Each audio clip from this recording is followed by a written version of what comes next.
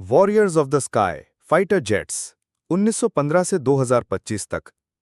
1903 में जब Wright brothers ने पहली बार हवाई जहाज उड़ाया, किसी ने सोचा भी नहीं था कि एक दिन ये मशीन युद्ध के मैदान का सबसे ताकतवर हथियार बनेगी।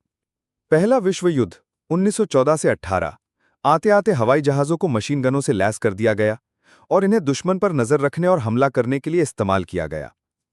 दूसरा विश्व युद्ध 1939 से 45 तक आते आते इनकी गति और शक्ति कई गुना बढ़ गई। इसी दौर में पहला जेट इंजन वाला फाइटर जर्मनी का मेसरश्मिट ME-262 सामने आया।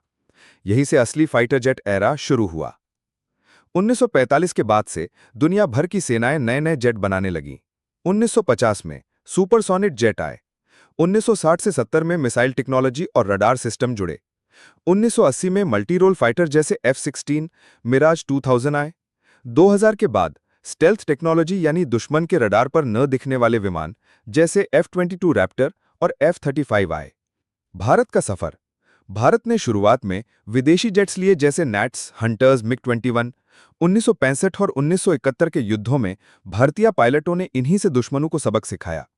1980 के दशक में भारत ने TSL LCA प्रोजेक्ट शुरू किया। काफी चुनौतियां और लंबी रिसर्च के बाद 2016 में यह भारतीय वायुसेना में शामिल हुआ। 2025 तक भारत की स्थिति। तेजस मार्क 1A इंडक्शन हो चुका है। तेजस मार्क 2 और एडवांस्ड मीडियम कॉम्बैट एयरक्राफ्ट यानी AMCA पर काम तेजी से चल रहा है। भारत ने फ्रांस से रफाइल जेट्स भी लिए हैं, जो अभी दुनिया के सबसे एडवांस्ड जेट्स में गिने जाते हैं। स्वदेशी तकनीक पर जोर। रडार, एवियोनिक्स, मिसाइलें और इंजन बनाने में भी भारत तेजी से आगे बढ़ रहा है।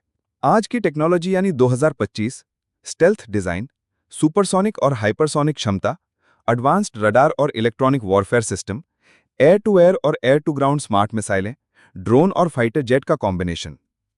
यानी कहानी का सार यह है कि हवा में उड़ने वाली एक साधारण मशीन से शुरू होकर फाइटर जेट आज आसमान का राजा बन चुका है और भारत अब विदेशी तकनीक पर निर्भर रहने की बजाय खुद के फाइटर जेट बनाने की दिशा में मजबूती से खड़ा है। Thanks for watching. अगर आपको स्टोरी अच्छी लगी तो comment, subscribe and bell icon दबाएं। आपको नेक्स्ट स्टोरी वीडियो नोटिफिकेशन मिल जाएगा।